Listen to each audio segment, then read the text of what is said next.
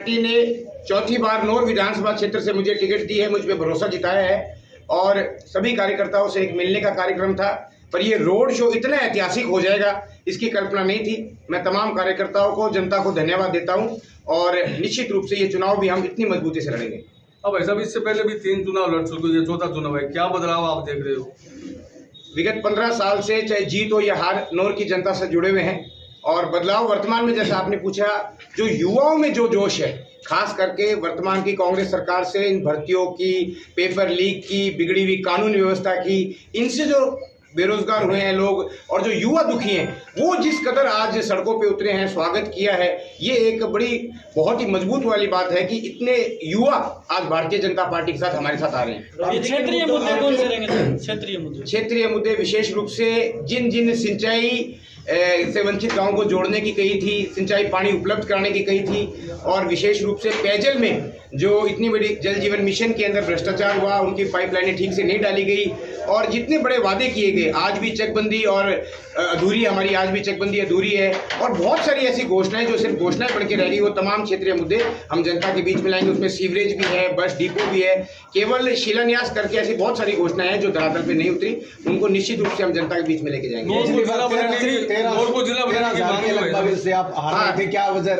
पिछली बार ग्रामीण अंचल में 2,500 से 3,000 और शहर से लगभग 8,000 से 9,000 का फासला था। ये बात सही है कि 12-13 हज़ार से मेरी हार हुई थी और बड़ा कारण, जैसे कि आपने पूछा, कारण यही था। देखिए, सामने वाला प्रत्याशी भी लगभग 3 बार हार चुका था, एक सिंपैथी फैक्टर भी होता है।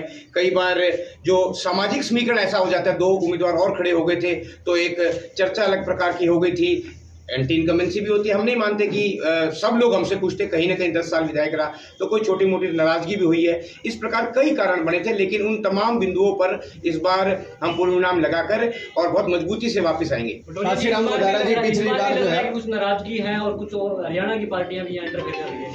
नहीं, नाराजगी तो जिनसे है वो तो खैर राज के लोग बताएंगे और जहाँ तक हरियाणा की पार्टी की बात है तो खुला मैदान है, सबकी अपनी अपनी इच्छा है, उनकी पार्टी है। वो अगर यहाँ पर अपनी राजनीतिक जमीन तलाशना चाहते हैं, किसी को लड़ाना चाहते हैं तो स्वागत है। मैं तो इस बारे में कुछ ज़्यादा बात कह नहीं सकता, पर ये जरूर है कि उनका समझौता है हरियाणा में हमारी पार्टी के साथ, तो मेरा मानना है कि कोई उसी प्रकार से कोई फैसला लेंगे। नौर को जिला नहीं बनाया गया, इस पर क्या कहेंगे? क्या भाई साहब विशेष मुद्दा रहेगी? हाँ, नौर को जिला बनाने की मांग जो थी वो इसलिए लोगों में ज़्यादा इस बात का आक्रोश है कि लगभग 22-23 जिले बन गए और नौर नहीं बना। लोगों में इस बात का आक्रोश है, अगर 1-2-3 जिले बनते तो शायद इतनी बड़ी बात ये नहीं होती, लेकिन 22-23 कई तहसीलों को भी जिला तक बना दिया गया और उनमें नौर शामिल नहीं हुआ, ये एक बहुत बड़ा मुद्दा रहेगा। अभिषेक, जेजेपी यहाँ से चुनाव लड़ रही है, आपको लगता है कुछ नुकसान पहुंचाने के लिए वो यहाँ पे मेहनत कर रहे हैं? आज तो दिग्विजय लगातार यहाँ पे आ रहे हैं। निश्चित रूप से आज के रोड शो के बाद नफा नुकसान जनता देख लेगी, दिखा भी देगी और मैं कोई बहुत बड़ी बात तो नहीं कहता और मैंने यही कहा कि अगर जेजेपी यहाँ चुनाव लड़ना चाहती है, जेजेपी यहाँ पर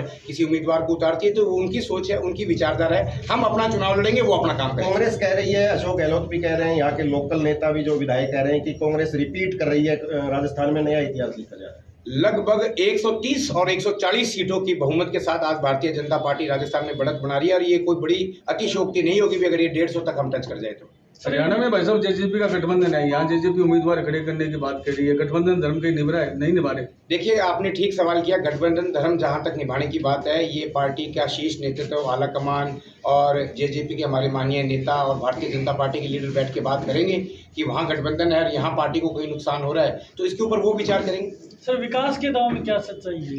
देखिए, विकास की जहाँ तक बात की जा रही है, अब हमने जो विकास कार्य किए, मैंने भी अपने समय में विकास कार्य को ऑन पेपर जनता के बीच में रखा था, वो अपनी विकास गाथा गा रहे हैं, फैसला जनता करेगी।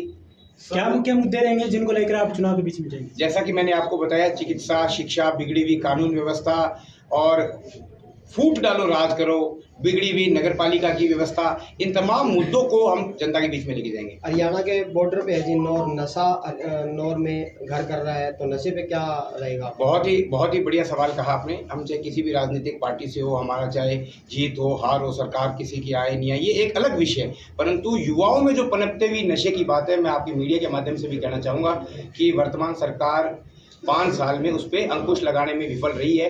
वो इन्हीं 4-5 सालों में पैर पसारता हुआ है। ये हमारे लिए बहुत बड़ा चैलेंज होगा कि उस जो ये नशा घर घर घुस रहा है उसको रोकना होगा, पर हम उस चैलेंज को स्वीकार करके और नशे पे अंकुश लगाने के लिए हर संभव प्रयास करेंगे। जी, काशीराम जी भी महापंचायत बुला रहे हैं।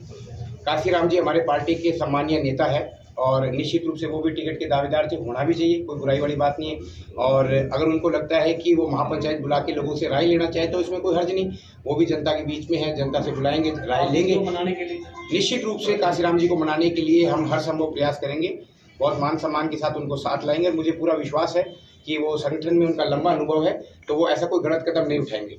तो भाजपा सर हमेशा शहर से मजबूत रहती है, तो अपने नॉर्थ से यहाँ मजबूती के लिए क्या प्रयास? बहुत ही टेक्निकल सवाल पूछा है आपने। आमतौर पर भारतीय जनता पार्टी शहरों में मजबूत होती है, इस पर कोई दो राय नहीं है। थोड़ा सा नॉर्थ के समीकरण जो है, और जो मैं ये कहूँगा भी जो कई सभी अलग अलग प्रकार के व्यापारी हैं, मजदूर हैं, किसान हैं, सभी जातियां विराजमान हैं, सभी धर्म के लोग हैं, तो बहुत ही एक टिपिकल सा सिचुएशन बन जाता है यहाँ पर विधानसभा में, और आमतौर पे हमें यहाँ से बैक जाना पड़ता है। लेकिन इस बार जो शहर के हालात है और जो आज का स्वागत हुआ रोड शो, उसमें सभी जाति धर्म के लोगों ने जिस प्रकार स्वागत किया, इस बार पहले जैसी हालत नहीं रहेगी। और ये जी जातीय फैक्टर तो इस बार भी चुनाव में घुसाने का प्रयास किया जा रहा है। ये मुद्दे कभी कभार एक आध बार चलते हैं और हर बार नहीं चलते, वो चाहे मैं करूँ चाहे कोई भी करे। चुनाव लड़ा जाता है व्यवहार, विकास, सरकार की नीतियाँ, विकास कार्यों को धरातल पे उतारना, शिक्षा, चिकित्सा, कानून व्यवस्था, इन मुद्दों पे लड़ा जाता है। जाति धर्म इनके आधार पे लंबे तौर पे चुनाव नहीं लड़े जाते, और अगर कोई लड़ता भी है तो ये बात लंबी नहीं चलेगी। आज के इस भव्य स्वागत को देखकर जीत का कितना आश्वस्त? देखिए, मैं झूठ नहीं बोलूँगा, आज का हमारा कार्यक्रम एक पार्टी ने टिकट दी है, कार्यकर्ताओं में उत्साह था, और ये कोई नोहरी आप सब पत्रकार बैठे हो, ये कोई नोर में ही हो रहा है ऐसा नहीं है। चाहे भादरा हो, चाहे गंगानगर हो, यहाँ अपने राव सर के धर्मेंद्र जी पीलीबंगा से उनको मिली है, तो ठीक है, कार्यकर्ताओं में एक स्वागत करने की परंपरा थी। और पर जिस कदर आज होड़ मची, तो ये कोई अतिशोक्ति भी नहीं होगी भी, जिस कदर का आज जोश और उत्साह कार्यकर्ताओं में दिखा, और केलनिया बॉर्डर पे जयपुर से मैं आया, वहाँ से स्वागत करने के लिए वहाँ पहुँचे, और यहाँ इतनी रात तक 12 बजे से लेकर 8 बजे तक आज भी कार्यकर्ता बैठे हैं, ये निश्चित रूप से जीत का प्रतीक है। आपको नहीं लगता अनावरण पट्टिका लगाने में आप पीछे रह गए? ये भी सच है, हम इसको स्वीकारते हैं कि हमारी अनावरण पट्टिका और ये सिर्फ सील पट्टिका लगा देर काम चाहे शुरू हो नहीं हो या अपना नाम करें, इसमें हम कहीं ना कहीं पीछे रहे। लेकिन ठीक है, वर्तमान के लोगों ने वो हमसे इतने आगे निकल गए, बहुत सारी जगह ऐसी सील पट्टिका लगा दी जहाँ काम का नाम ही नहीं है, तो जनता वो भी देखेगी। ठीक है, धन्यवाद। Thank you sir.